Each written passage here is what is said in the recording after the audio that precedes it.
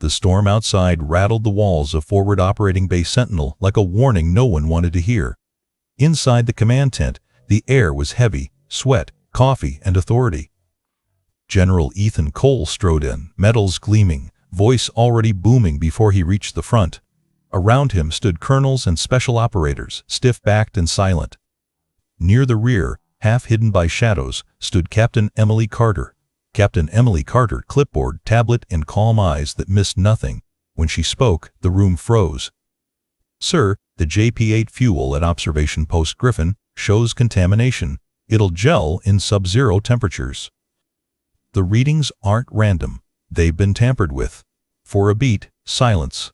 Then laughter. "A logistics captain telling me how to fight a war?" Cole sneered. "Captain, go count your beans," someone muttered. "Maybe that fake badge of hers will melt before the fuel does." Carter said nothing. She just nodded once and walked into the wind, her warning echoing like a countdown. Before we begin, make sure to subscribe to Military and Veteran Stories so you never miss these true tales of courage. And tell us in the comments, where are you watching from today? Captain Emily Carter hadn't asked for a posting this remote. She had traded the quiet predictability of Washington offices for a mountain base carved into the frozen ribs of Zarkan Range, where even the air seemed to distrust outsiders. The day she arrived, her boots sank into snow the color of steel. Soldiers hardly looked up. They'd already filed her away under one word: logistics. She was in her mid-30s, sharp-featured, deliberate in motion, and allergic to wasted words. Everything about her screamed order. Pencils lined up by height, folders coded in color, watch synchronized down to the second. To most, she was just the captain who signed fuel receipts and tracked pallets. What no one knew was that a few years back, she'd worked inside a windowless wing of the Pentagon, coordinating shipments whose destinations didn't officially exist. Her clearance level had once required 2 passwords and a heartbeat sensor. That file, sealed and buried, would never surface at Forward Operating Base Sentinel. General Ethan Cole ruled this outpost by volume. His boots were loud, his humor louder, his leadership carved from the doctrine of shock and awe. When he shouted, even the storm seemed to pause. He valued men who broke obstacles, not ones who filed reports. His world was measured in kills and coordinates, not columns of numbers. Carter's world was quieter and far more fragile. Every gallon, every screw, every flight manifest built the spine that held Cole's war upright. She knew that when logistics failed, soldiers froze, and wars died before the first bullet landed. But try explaining that to men who thought paperwork was cowardice.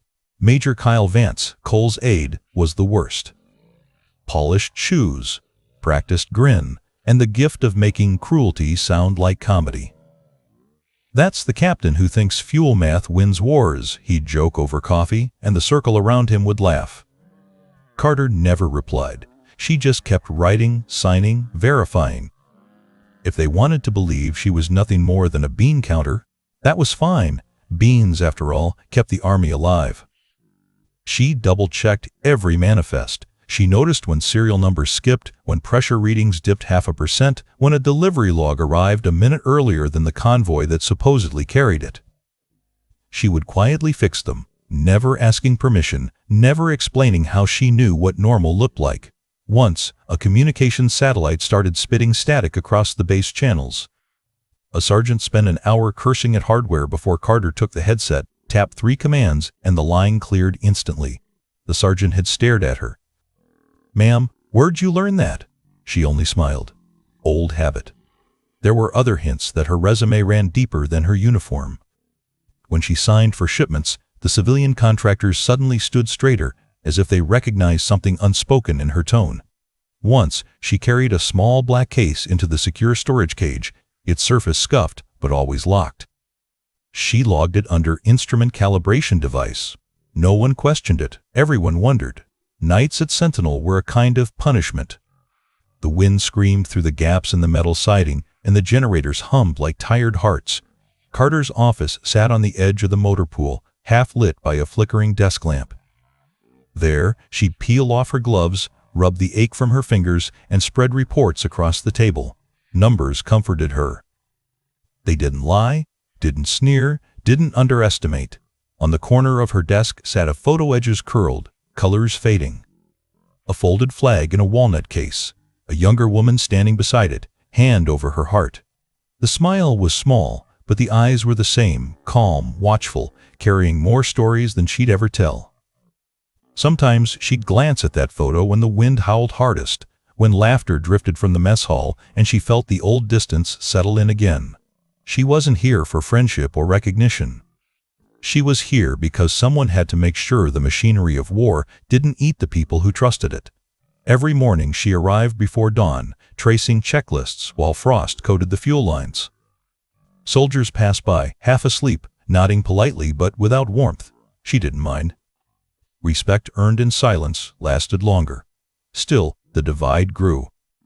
Cole saw her meticulousness as hesitation, her caution as weakness. "You can't spreadsheet a battlefield," he'd say during briefings, and the officers would grin. Carter would answer softly, "No, sir, but you can keep one from collapsing." Outside, the mountains groaned under new snow. Inside, the numbers on her screen whispered that something was wrong. A decimal here, a gravity shift there, the kind of errors no one else would notice. She highlighted them, logged them, prepared a report she knew no one would read. Then she looked again at that photograph, at the folded flag frozen in memory. A reminder that being ignored was a small price for doing the right thing. The morning briefing began before sunrise, the tent lit by the pale blue glow of projectors and the hum of generators fighting the cold. General Cole stood in front of the map wall, his voice filling every inch of space. "Offensive readiness," he boomed, pointing at the digital overlay of the mountain passes. "That's what matters. The enemy is getting bold, and we are not sitting on our hands while they probe our flanks." He paced, boots thudding on plywood flooring. "I want every unit sharpened. I want aggressiveness. I want bite." Captain Emily Carter stood midway down the line of officers, tablet in hand, eyes scanning the logistics feed running live from the depot. Red numbers blinked beside one entry fuel. Density irregularities at Observation Post Griffin. The storm warnings attached to the report were worsening by the hour. When Cole paused for breath, she raised her voice, not loud, but steady. "Sir, the JP-8 shipments to Griffin are reading a specific gravity variance outside tolerance. It could freeze before it reaches altitude. The generators won't start if that happens." Every head turned. For a second, even Cole's pacing stopped. Then he let out a short bark of laughter. "If the generator freezes, Captain," he said, exaggerating the word if, "then our engineers will fix it." "That's not combat. That's maintenance. Respectfully, sir, this isn't a calibration error, it's contamination." "The readings," Cole cut her off with a wave. "The readings," he repeated mockingly, "come from a computer. I deal in people and firepower. If your machine's nervous, reboot it. We'll handle the fighting." A few chuckles rippled through the tent. Major Kyle Vance smirked, whispering something to the intel chief beside him. Carter lowered her eyes back to the tablet, fingers motionless. The meeting rolled on, Cole's booming rhetoric drowning out reason. When it ended, officers filed out into the cold, muttering about patrol routes and munitions, but one joke followed them like static. "Careful," someone said. "The weather captain's worried about her numbers freezing." Laughter trailed into the wind. By midday, the base cafeteria buzzed with that same cruel humor. Steam rose from metal trays, boots clattered, and in the center of it all, Carter sat alone at the corner table. She ate quietly, head down, scrolling through line items on her tablet while the noise bounced around her. Major Daniel Reed entered with his usual entourage, the kind who laughed before he even finished a sentence.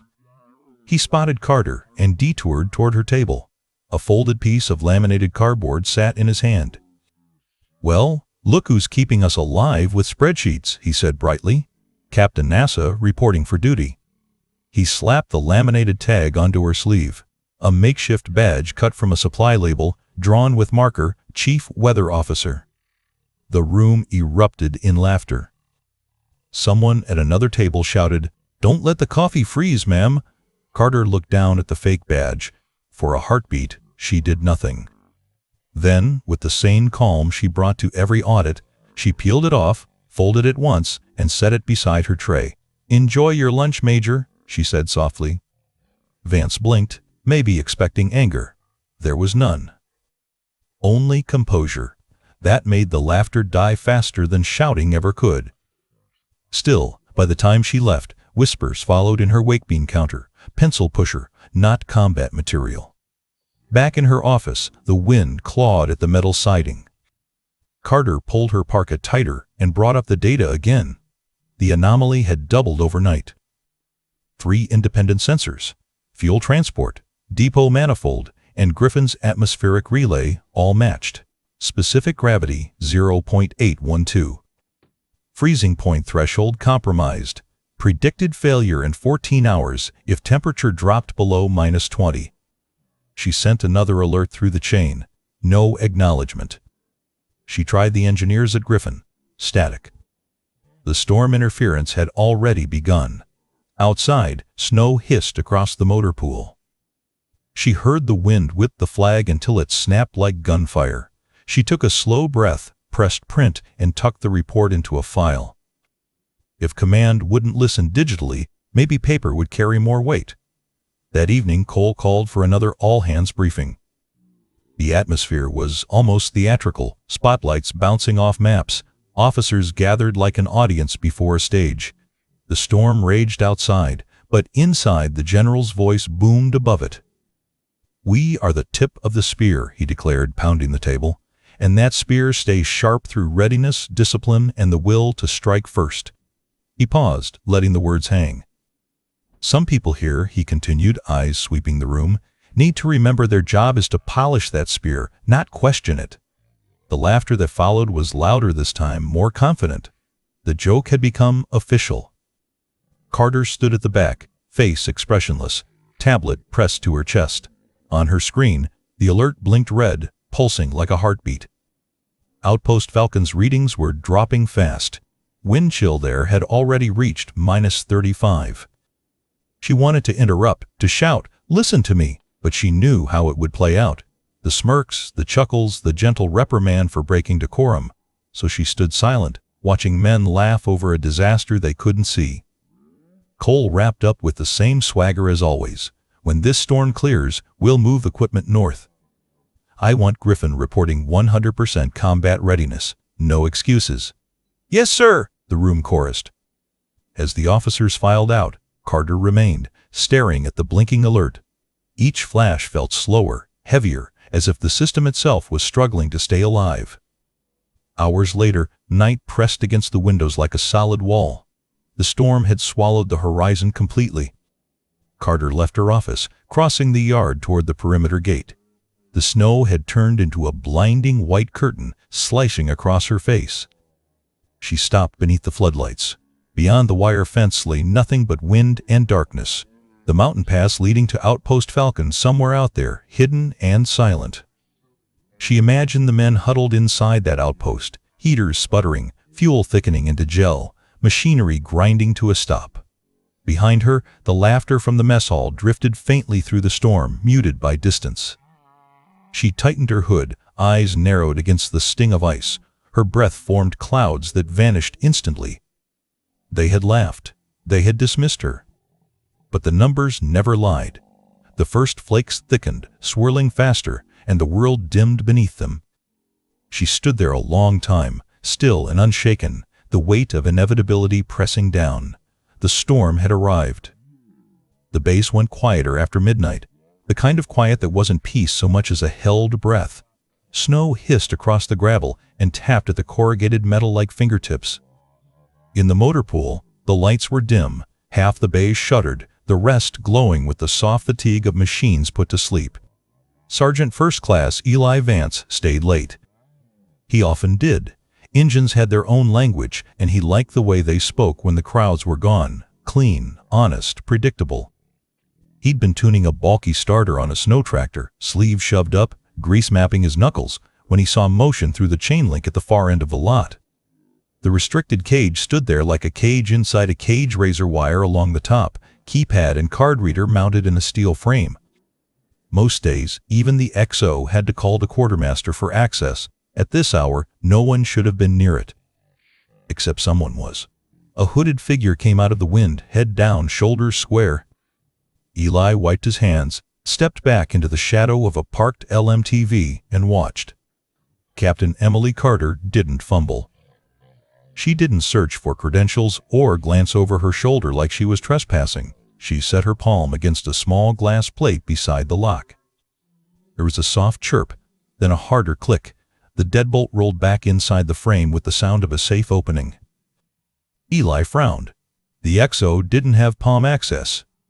The garrison commander didn't either. He knew because he'd watched them punch codes, curse, and call for a key. Whatever this panel was, only a handful of people on Earth would be white-listed into it. Carter slipped inside. The door whispered shut behind her. He checked the yard. No guards, no patrols cutting across. Snow angled through the light, turning the air into a field of needles. He drifted closer, stopping a few feet short, keeping the Spectre prototype between his body and the cage. Through the grating, he could make out rows of Pelican cases, sealed crates stenciled with innocuous words. Calibration, cold weather kit, spare control modules, and a short bank of refrigerated lockers humming like distant bees. Carter moved with confidence. She headed straight to a locker, entered a second code, and retrieved a small black case from the cold. She pressed 2 latches, checked an indicator strip on the side, then relatched it and clipped it to her chest harness with a soft metallic snap. No hesitation, no inventory glance. She wasn't discovering, she was retrieving. She left as smoothly as she'd entered, the bolt seating with a single, final clunk. When she passed through the motor pool, Eli stepped farther into the shadow and pretended to retorque a coupling. She didn't look right or left.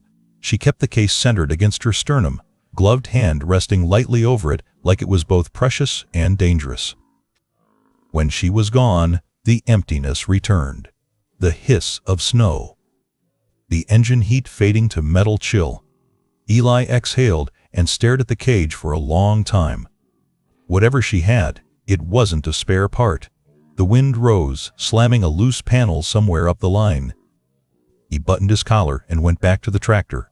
His hands moved on instinct, socket, quarter turn, wipe, but his mind replayed the door, the palm reader, the way the bolt had yielded as if to a superior. He thought of his brother's jokes, of the laminated Chief Weather Officer badge, of the laughter. Somehow, it felt smaller now. Meaner. Like noise trying to shout down a signal. He killed the bay lights and stepped into the storm. Morning came without color. Just a deeper shade of gray turning the mountains from invisible to implied. The storm had bulked up overnight, figure like a heavyweight in the corner, gloves up, waiting for the bell. Eli was back early, warming the Spectre's turbine because he hated cold starts on high-strung machines. A few stalls over, Carter was already moving through a checklist, close enough for him to see the condensation on her balaclava. She wore a different set of gloves today, thicker, articulated, with a knuckle guard that flashed dull when she flexed her hand. She tugged the right glove tighter. The cuff rode up half an inch. Eli saw it. Just a smudge of ink at first, then a line, then the ghost of a crest. Not the common stuff soldiers favored. No eagles clutching arrows, no Latin motto he could Google. This was tighter, more precise, formed from negative space like a print you only saw when the light sat right. A circle framing a stylized arrow and laurel. He'd seen it once, maybe twice, in photographs that weren't meant to be shared. A unit that didn't brag. A task group that didn't ask. The quiet spine behind convoys no one tracked on public maps. He looked away, pretending to focus on the turbine's whine, remembering a detail he'd tried to forget. When that crest appeared, the conversation ended. Not out of fear, out of respect. Out of the knowledge that you were in the presence of the person who held accountability when the country needed a fail-safe. Carter finished with the glove and slid the cuff back over the tattoo, the ink disappearing like a secret submerged. She didn't check to see if anyone had noticed. "Morning, Sergeant," she said, voice even. Ma'am.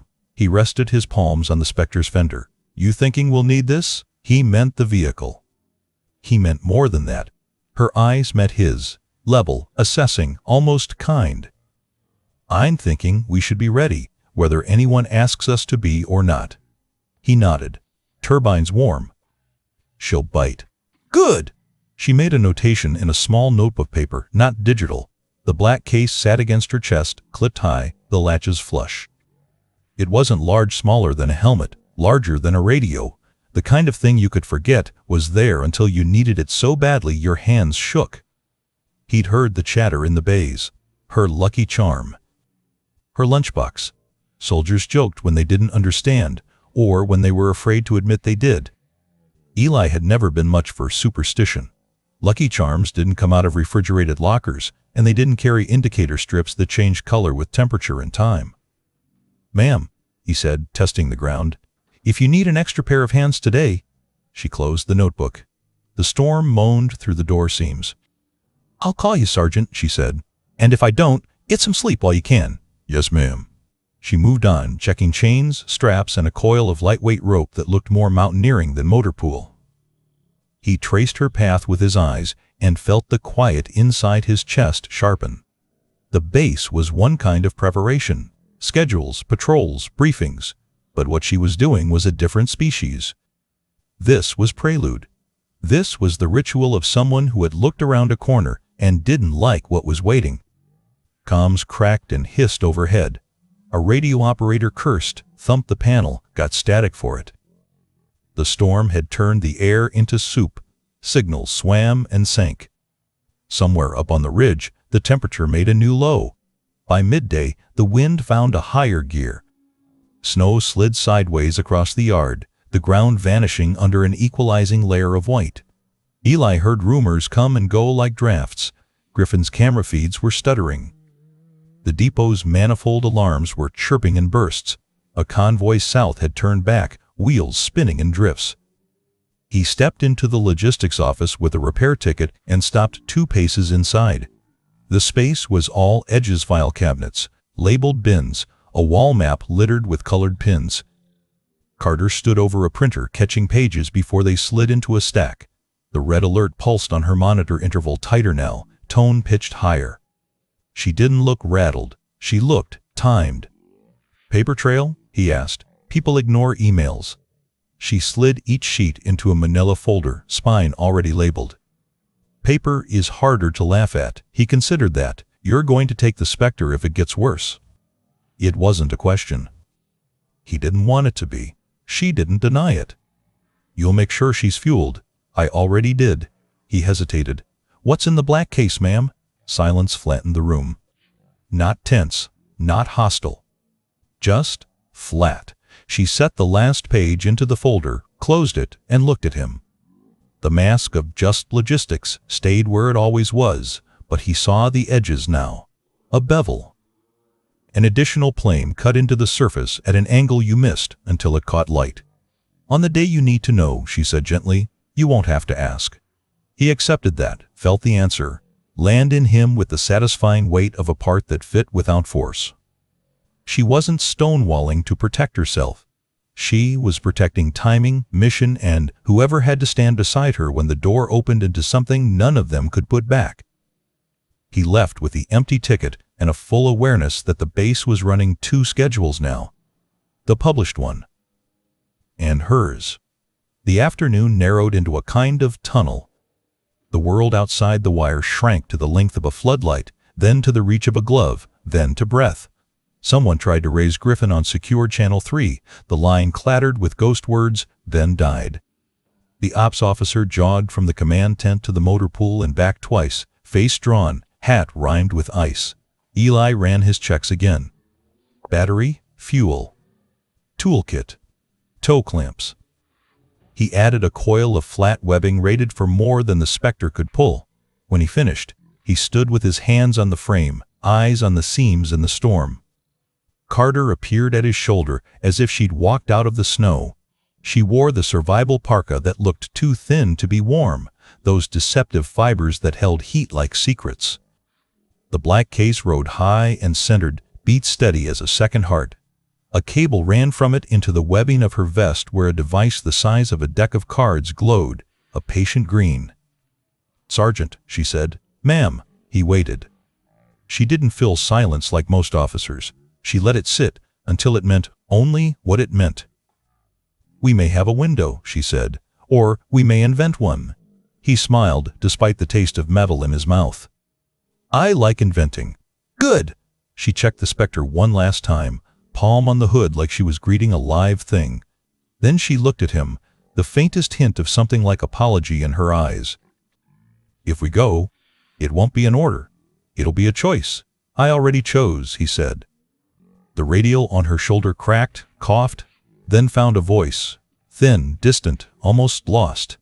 "Griffin, main gen, yellow, fuel, lines, thin, static 8 the rest." They both knew what it meant. Carter reached up and tapped the case. Not nervous, confirming. Like a pilot touches the panel he's flown 100 times. "Have you ever met someone who seemed ordinary until the storm came?" she asked quietly, almost to herself. Eli had his answer, but he didn't say it. He just took his place on the passenger side and pulled the harness over his shoulders, the strap webbing cold and certain against his chest. Outside, the wind hit the hangar doors hard enough to bow steel. He tightened the buckle until it wouldn't give. "Ready when you are, ma'am." The first flicker came just after 1900 hours. One quick blink through the command center's lights, enough to make men glance upward, but not enough to slow them. The second blink was longer. The third cut the monitors in half for a heartbeat. Then a sharp tone sliced through the room. On the main wall display, observation post Griffin's status light shifted from green to amber. "Communications hiccup?" the signals chief muttered. A young technician shook his head. "Power fluctuation, sir." Their generator load just dropped by 40%. Before anyone could react, General Cole barked, "Reroute from backup. Someone get Griffin on the line." The radios filled with static. The storm outside pounded like artillery, the tent canvas straining against its frame. Officers scrambled, headsets pressed to their ears, calling, adjusting frequencies, shouting numbers.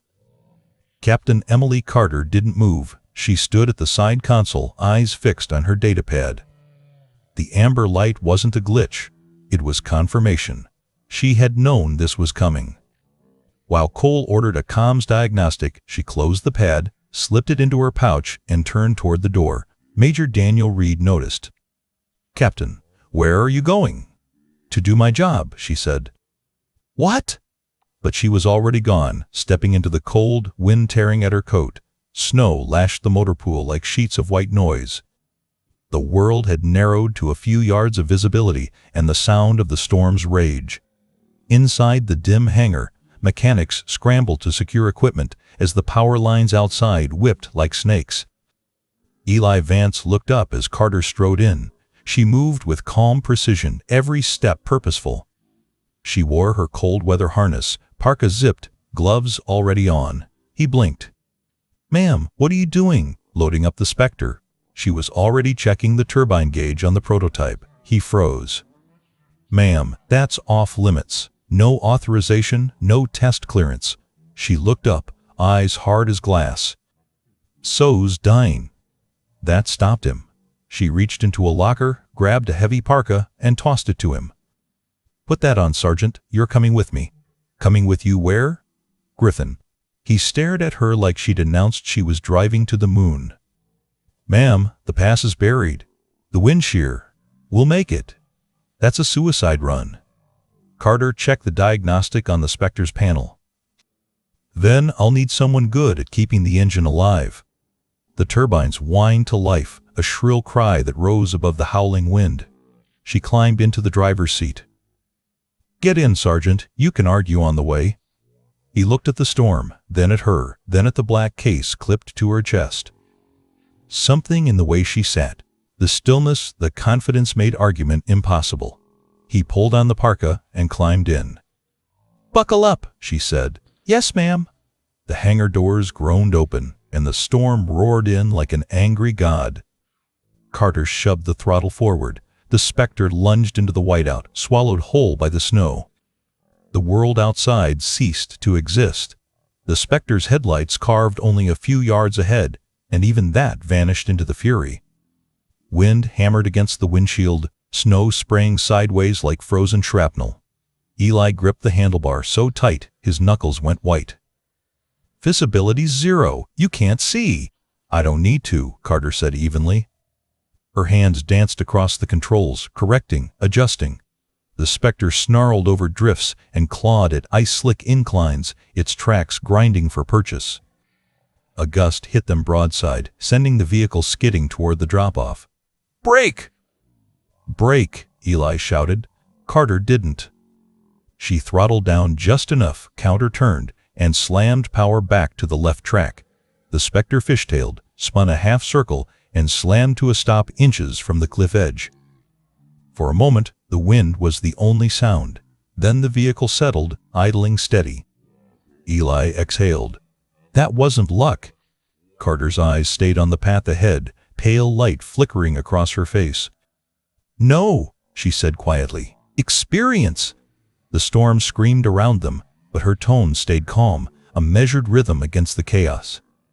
She glanced at the monitor altitude gain, steady, turbine temp holding.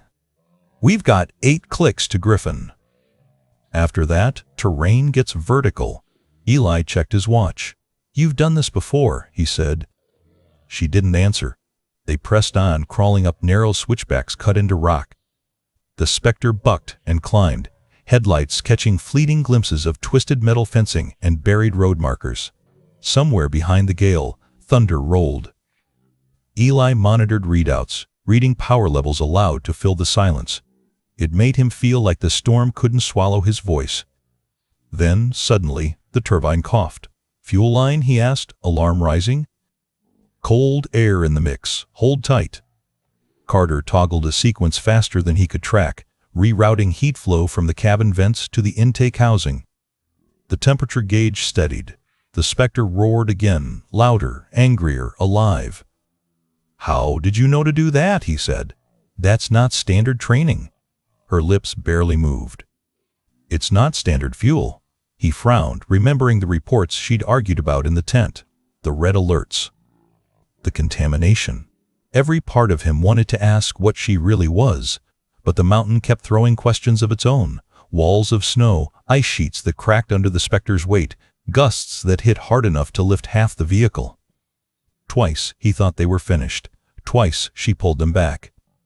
Each time he saw something new in her, a kind of preternatural calm, a certainty that didn't come from faith but from preparation. At last she slowed near a jagged ridge. "We rest here," she said. He stared at her like she'd gone mad. "Rest? Ma'am, we can't stop here."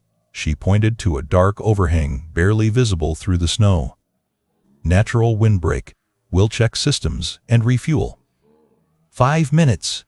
They maneuvered under the rocky shelf. For the first time, the storm's roar dulled to a heavy murmur. Carter killed the engine. The sudden silence felt huge. Steam rose from the Spectre's tracks. The air smelled of hot metal and ozone. Eli unclipped his harness, his hands still trembling from the adrenaline. "I thought we were gone back there." Carter reached into the storage rack, pulling out 2 thermal packs and tossing one his way. "Eat. Keeps the hands working." He tore the pack open, heat rising from the chemical reaction inside. As he ate, he watched her, how she moved, how she scanned the ridge above, how she listened between gusts, every motion deliberate. Efficient. Then he saw it again, the black case clipped to her chest harness. The stormlight caught its metal surface just right, glinting through the snow's dim light. For a second, he thought he saw a seal, a circle of stars around an eagle. He leaned closer. "Ma'am, what's that?" She followed his gaze.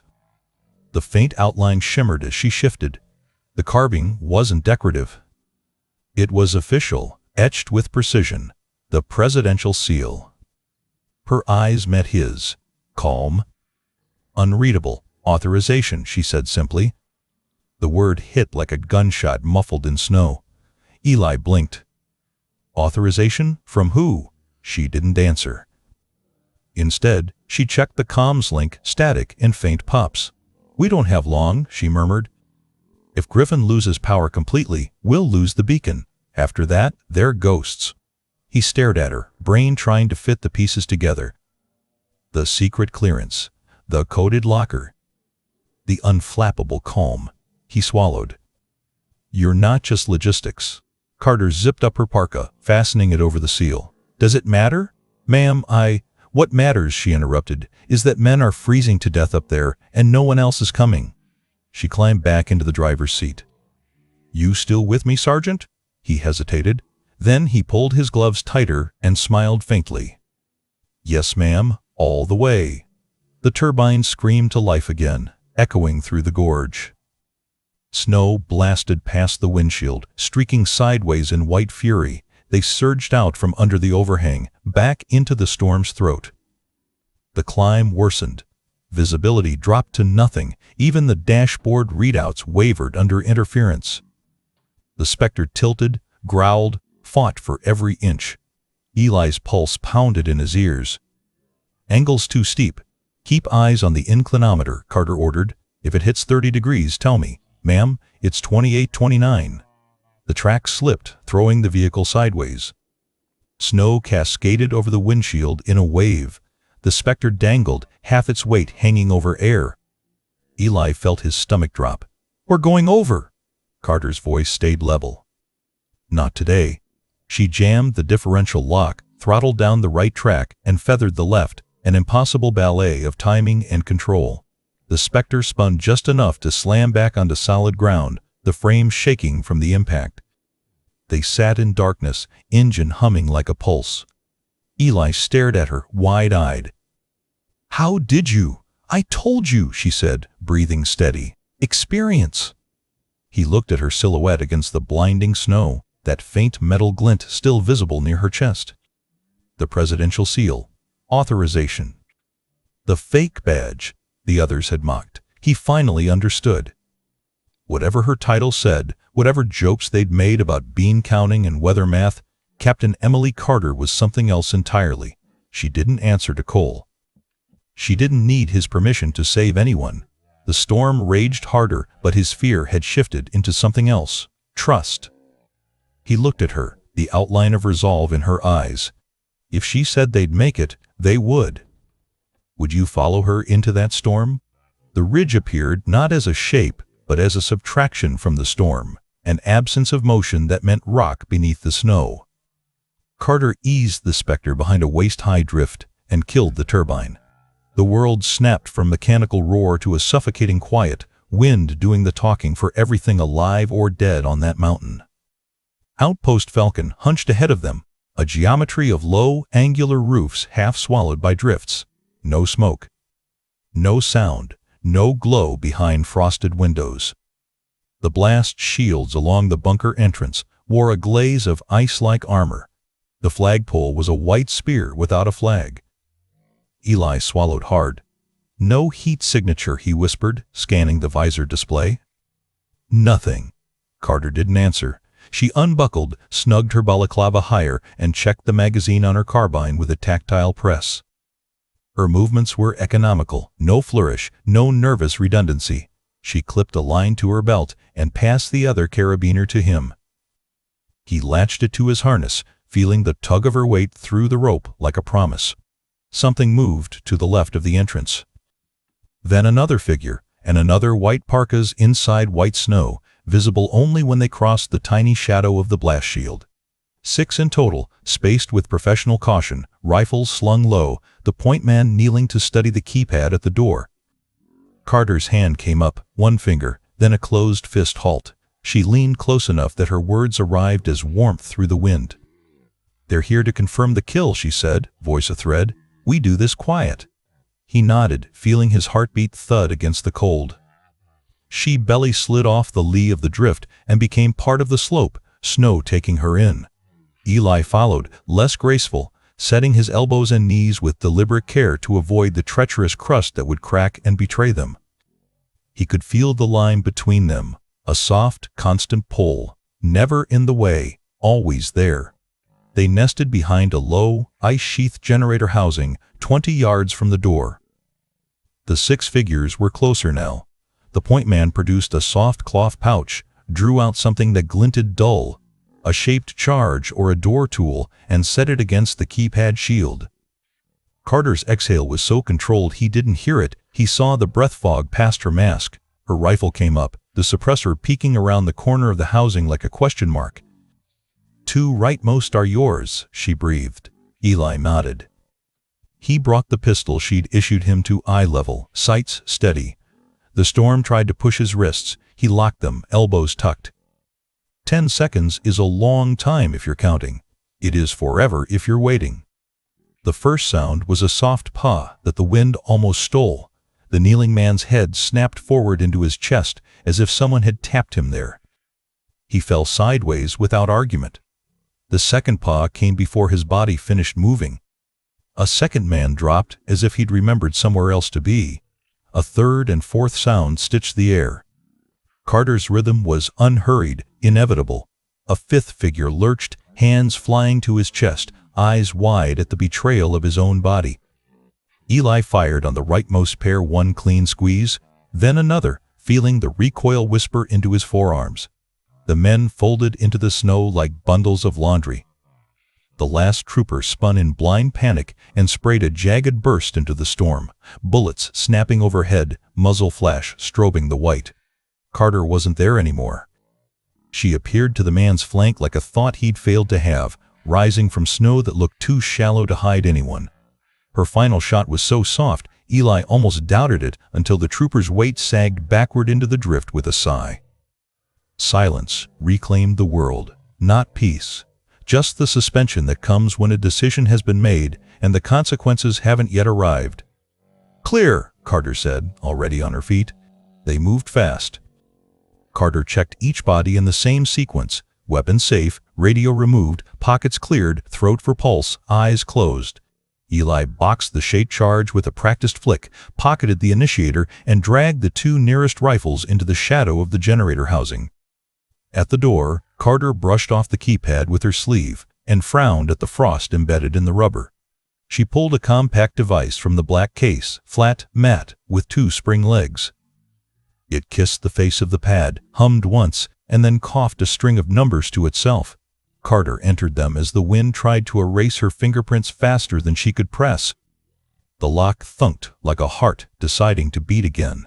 Warmth didn't greet them inside. Warmth had left hours ago. The bunker smelled like metal and winter ozone, battery acid, old dust shaken from silence. Their footsteps compressed the kind of cold that squeaks. "Crew?" Eli called, voice kept low on instinct. "Comms room," Carter said, already reading the frost patterns along the corridor walls. Heat pipes froze. They'll be nested with the radios.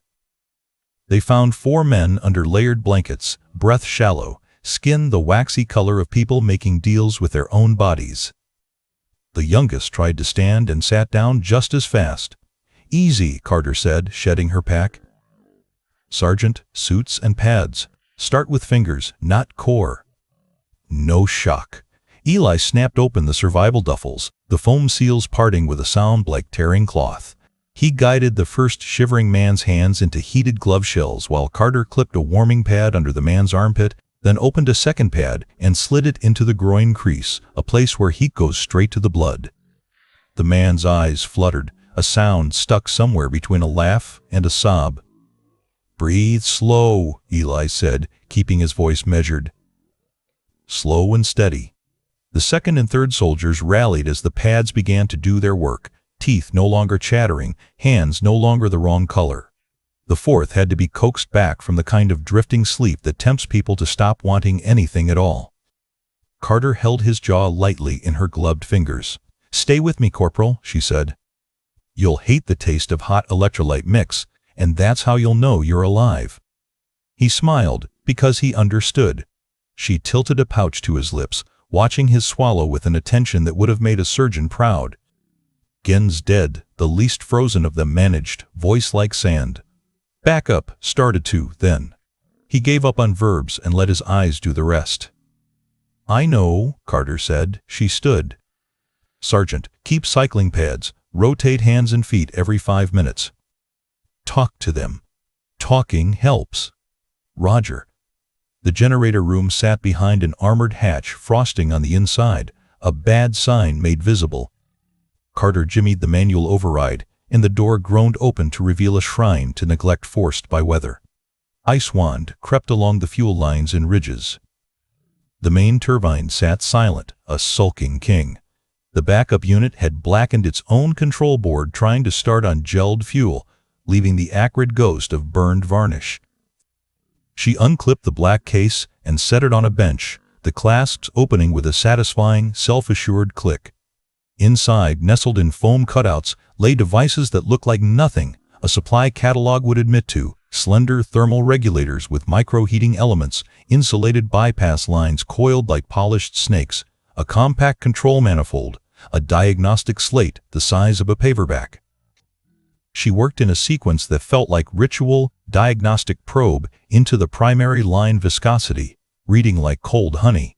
Relief valve cracked to bleed. Bypass line mated to manifold input with a twist that locked. Regulator plugged inline until its tiny status light went from uncertain orange to working green. Her breath fogged and then thinned as the regulator sent tiny pulses of heat into the fuel path, clearing gel the way spring clears river ice. First a crack, then a trickle, then movement. You can feel but not see. She bypassed the contaminated bladder entirely, running the manifold to an emergency reserve tank tucked into a wall recess like an afterthought. Small, pure, hoarded for days when purity mattered more than volume. She smiled without showing teeth. "Hello, stranger," she murmured to the tank, then opened its valve a fraction. Clean fuel crept into the warmed line with obedient gratitude. She moved to the backup unit and replaced the charred control board with a spare card from the case, a thin rectangle that fit like it had been waiting for this moment in this room. She checked the intake filter, knocked ice from the mesh with the back of a wrench, and reseated it with a thunk. "Come on," Eli said softly from the doorway, as if the machine could hear hope. Carter hooked the diagnostic slate to the primary turbine, ran a test that didn't care about prayers, and watched the pressures climb from flatline to heartbeat. She gave the regulator another 30 seconds. Slow is kind when things are brittle, and then thumbed the start. The turbine coughed, stuttered, caught a just barely flame, and tried to excuse itself from the conversation. "Again," she said, not to herself. The second start rolled smoother, the warmed trace of clean fuel giving the combustion chamber something to believe in. A third start built on that belief. The turbine's whine found a frequency the room recognized, and the generator's shaft turned with a sound that made everyone taller. Heat nudged the air away from hostile and toward indifferent. "Okay," Carter said, as if the machine had confessed and been forgiven. She set the control to maintain, confirmed the bypass's temperature profile, and closed the case with a firm, quiet click. Lights came back in slices. An overhead bank here, a corridor stripped there, instruments on the comms board blinking awake like eyes in a dark room. The bunker sighed. You could hear it. The space remembered. It was a place meant for people again. Eli's laugh hitched with relief. "Never thought I'd get sentimental over fluorescence." Carter stepped past him to the comms console. The tactical display argued with itself for a moment. Cached data colliding with new inputs, then resolved into a map that made more sense than anyone wanted. Icons and trails, headings and speeds, burning through the storm's interference with the stubbornness of radio done right. It wasn't just a random threat. It was formation. Armor and troop carriers pushing into the pass under the weather like thieves under a broken streetlight. They had timed the sabotage to the storm's peak and counted on blindness to cover their approach. Without power, Griffin was a blindfold. With it, Griffin was a lighthouse aimed at a coastline that did not welcome arrivals. The youngest of the outpost crew stared at the screen, color returning to his face in outraged blotches. "They thought we were dead," he said, voice shaking. They thought wrong," Eli finished. Carter keyed in a sequence on a black handset tucked into a recess not labeled on any schematic. The device woke with a tone that was not the base net and not any of the frequencies the storm had been chewing into. She lifted the handset to her ear and didn't speak until she saw the encryption handshake complete in a corner of the display. When she did speak, Her voice shed even the ghost of effort. "Patch secure," she said into the line. "Get me General Cole." Static snarled and receded as if recognizing rank. There was a delay, long enough for 3 pulses of the storm to make their case against order, and then a voice answered, harried, smaller than she'd ever heard it in a tent built to make men sound big. "Cole." "General," Carter said, level as ice. "Outpost Falcon is operational. 6 saboteurs neutralized. Primary power restored via bypass to clean reserve. We have eyes on an armored column advancing through the pass under storm cover." There was silence on the other end, heavy, weighted by the sound of a man recalculating his world. Carter didn't fill it. She let the facts stand upright. Her eyes stayed on the moving icons, not on the handset. When she spoke again, it was still the same calm that had driven a vehicle through a hurricane and turned gel back into fuel. "Recommend you listen carefully," she said. "I'm about to give you the coordinates that will break this offensive before it starts." Dawn crawled over the mountains like a wounded animal, slow, red-eyed, reluctant to rise. The storm had finally burned itself out, leaving a white silence so complete it felt sacred. When General Cole's helicopter broke through the clouds, the rotors whipped snow into spirals that glittered in the new light. From above, Observation Post Griffin looked wrong. It was lit. Generators running. Smoke curling from the vent stacks. Not the ruin he expected, but order. Life. "Bring her down," he barked, though his voice lacked conviction. The Black Hawk skids touched snow with a metallic kiss. Cole stepped out, boots crunching into the crust, eyes sweeping the scene. Rows of soldiers stood near the blast shield, alive and upright, watching him with a mix of awe and exhaustion. Behind them, 6 bodies lay side by side, enemy uniforms, white camo stained darker. A respectful silence hung over the line. No one spoke. No one needed to. Cole's breath caught in his throat. "What in God's name?" Eli Vance met him halfway. "This way, sir." Cole followed, his boots leaving deep prints in the snow. Every step brought more questions. Power cables neatly rethreaded. Sensor arrays recalibrated. The men looked like they'd been to the gates of hell and found a way back. Inside the bunker, the air was warm, humming with the familiar vibration of working machinery. Console lights blinked steady, green and alive. The screens tracked moving targets beyond the ridge enemy armor that would never make it through now. And there, at the center of it all, stood Captain Emily Carter. Calm, composed. Steam rose from a mug in her hand as she watched radar returns sweep across the screen. Cole froze. "What happened here?" Carter didn't turn. "Equipment malfunction," she said evenly. "It's been corrected." Her tone wasn't arrogance, it was finality. Cole looked around, bewildered. The place was immaculate, functional, no chaos, no sign of the death he prepared himself to witness. He finally noticed the black case clipped to her vest. Under the bunker lights, it caught the reflection of the console glow. The presidential seal shimmered in gold, sharp and undeniable. For a long moment, neither of them moved. The general's face drained of color as the realization landed. The fake badge, the one he'd laughed at, the one his men had mocked, now it gleamed back at him like judgment.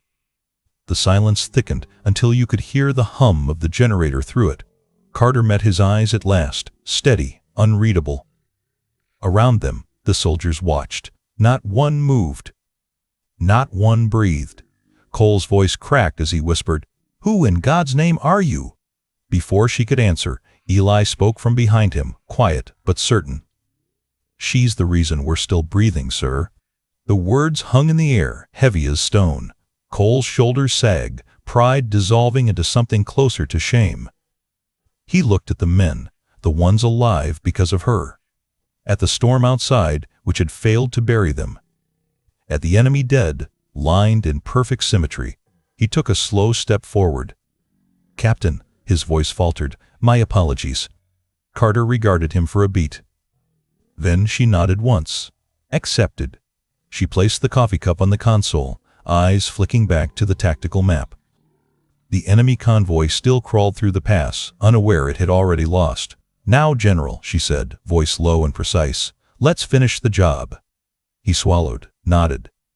The arrogance that once filled every syllable was gone. He turned to his staff. "You heard her. Get those coordinates to the A-10s. I want that pass sealed." Within minutes, the base came alive with controlled urgency. Radios crackled, orders flowed, and outside, the rising sun glinted off the warthogs banking into position. Cole watched Carter as she worked, issuing quiet corrections to the comms officer, verifying the targeting feed herself. There was no triumph in her posture, only duty. The same calm efficiency that had driven her through the storm. He realized then that she didn't need anyone's validation. She'd already carried the weight of command long before he'd ever known her name. Outside, distant thunder rolled, the sound of A-10s speaking justice across the mountains. The tactical screen flared red, then clear. The convoy was gone. Eli let out a slow breath, the kind that only comes when you survive what shouldn't be survivable. The young soldiers at the consoles looked from Carter to the general, not sure who to salute first. Cole made the decision for them. He turned to her, spine straightening, and brought his hand sharply to his brow. "Captain Carter," he said, voice strong again but reverent this time, "on behalf of this command, thank you." Every man in the room followed suit. The sound of synchronized salutes cracked the air like a flag snapping in the wind. Carter didn't move for a moment. Then she returned the gesture, precise and unembellished. For a heartbeat, the entire outpost stood suspended in that quiet acknowledgement, the highest honor any soldier can give, earned without rank, without orders, without ceremony. When the salute dropped, no one spoke. There was nothing left to say. The sun pushed higher, spilling through the entrance hatch in gold. Outside, the snowfields blazed with light. The storm was over, and the mountain was theirs again. General Cole stepped aside as Carter passed him, heading for the door. "Where are you going, Captain?" he asked. She paused, gloved hand resting on the frame. "To make sure the road stays clear." Then she walked out into the morning, wind tugging at her parka, her silhouette swallowed by the brightness. Behind her, Cole watched until she vanished into the light. For the first time in years, he didn't feel like the highest authority in the room. He felt like a student who had just learned what real command looked like. The quiet woman with the fake badge had shown him what leadership meant, not speeches, not volume, just action, conviction, and the strength to carry a mission alone when no one else believed. Inside the bunker, the radar swept another calm rotation. Outside, the wind softened around the outpost that refused to die. Mockery had turned to reverence, and somewhere beyond the ridgeline, a quiet professional sipped the last of her cold coffee, eyes on the horizon, already thinking about what came next. The warthogs came in low, their engines humming a sound that rolled through the mountain pass like thunder behind glass. On the radar screen, their icons formed a perfect crescent, cutting across the storm's fading edge. Carter's coordinates flashed green, the precise angle she had calculated through fuel haze, snow glare, and exhaustion. General Cole stood behind her as the strike executed. He didn't bark orders this time. He didn't speak at all. He just watched as the first salvo turned the enemy convoy into a smear of light and echo. On the screen, the red blips blinked out one by one. No return fire, no chaos. The entire offensive, hundreds of tons of armor and manpower, erased in under a minute. Carter didn't react. She simply lowered the headset, confirmed the final transmission, and signed the after-action timestamp with neat precision. "Target neutralized," she said softly. The general's voice was quieter than the hum of the generator. "Before it even began," he said. She nodded once, already turning to check the system she had rebuilt from scratch. Her calm unnerved him more than any battle ever had. Outside, the A-10s vanished into the horizon, leaving only the whisper of snow falling back into place. By the time they returned to Forward Operating Base Sentinel, the world had started to thaw. The storm had broken completely, sunlight reflecting off the wet tarmac in blinding streaks.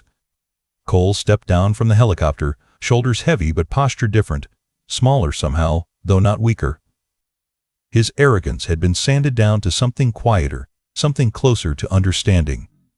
Across the landing pad, Carter sat on a crate near the helipad, rifle disassembled across a cloth. She cleaned each part methodically, wiping grit from the barrel, inspecting the bolt, reassembling it with the kind of care people usually reserve for sacred things. No one approached her. No one dared interrupt. The soldiers who had once joked now passed by with quiet nods, eyes lowered, not out of fear, but respect, the kind that doesn't need to be taught. There were no medals pinned, no speeches made, just a woman in uniform, sleeves rolled up, doing what soldiers do when the world stops talking, maintaining readiness for whatever might come next. Cole stood watching for a long moment. The rhythmic clicks of metal on metal were the only sound. "She's still working," Major Kyle Vance murmured beside him. His voice carried the weight of regret. "She never stopped," Cole said. He looked at the younger officer, the same man who had once mocked her fake badge, the same man who had laughed the loudest. Now his expression was pale and silent. Cole's tone changed, stripped of pride, sharpened by clarity. "From now on, she gets anything she asks for, no questions." Vance nodded quickly. "Yes, sir." Cole's gaze didn't move from Carter. "And if anyone ever calls her bean counters again," he added, "they'll be counting their own teeth instead." The major said nothing more. He just swallowed and walked away. Cole remained, hands clasped behind his back, the wind tugging faintly at his coat. For years he had believed command was about volume, about leading through noise, orders, and presence. But watching her now, he realized he had misunderstood something fundamental. Real leadership wasn't in shouting. It was in seeing what others missed, in acting when no one believed, in carrying responsibility so heavy that words only got in the way. He finally turned and headed toward the command tent. But before stepping through the door, he glanced back one last time. Carter had reassembled the rifle, chambered it, and was sighting it toward the far ridge, not as a threat, but as a habit. Her movements were smooth, deliberate, almost serene. He thought of what she'd said the night before, "Then we'd die trying." Now he knew she'd never said it for effect, she'd meant it. The base settled into a strange stillness that evening, not the lazy peace of victory, but the sober calm of survival. The men spoke in lower tones, their laughter subdued. Out near the motor pool, Eli Vance repaired a vehicle radio and paused every so often to glance toward the helipad, where Carter's faint silhouette sat beneath the dim floodlights, writing in her small notebook. The pages fluttered in the wind, but her hand stayed steady. The mountains beyond glowed pink with the last of the sunset. In the command tent, Cole dictated his after-action report. It was shorter than usual. No grand phrases, no self-congratulation. Just facts. Clear, efficient, truthful. "Primary threat neutralized," he concluded quietly. Then, after a pause, he added a line he had never written before. "Recommendation, commendation for Captain Emily Carter. Reason, decisive initiative under conditions beyond command control." He didn't add, "saved my men." But it was there, between the lines. Later, long after lights out, a voiceover might have carried the reflection. Soft, respectful, like the wind moving through the empty ridges. Some wear rank on their collars. Others carry responsibility in silence. You won't hear their names at parades or see their faces on screens. They work in the shadows, keeping the line unbroken. They don't need to announce who they serve, because they already serve the highest authority there is. And when storms come, real storms, the kind that strip away ego and noise, they're the ones who step forward without being asked. The quiet professionals, the calm hands in chaos. The reason the rest of us wake up under a flag that still flies. As dawn broke over the next day, Carter was gone. Her gear, her black case, her records, all transferred, reassigned, or erased from the base roster. Only her nameplate remained on the locker door, tape peeling at the edges. Eli found it later, pulled it free, and set it on the workbench beside his wrench. He didn't say anything, just stared at it for a long while before whispering, "Safe travels, ma'am." Outside, the sun climbed higher, glinting off the mountain snow. The flag snapped sharply in the wind. a salute in motion. And somewhere, far from the noise and the brief flashes of recognition, Captain Emily Carter was already on to the next mission. No fame. No headlines. Just another quiet dawn, another storm to face, and another life to protect. Because that's what she did. Because that's who she was. Captain Emily Carter never sought credit. She didn't post about it, didn't chase recognition, and never stood in front of cameras. When others celebrated victories, she was already preparing for the next storm. Her strength wasn't in words, it was in quiet decisions that saved lives. Real courage doesn't demand attention.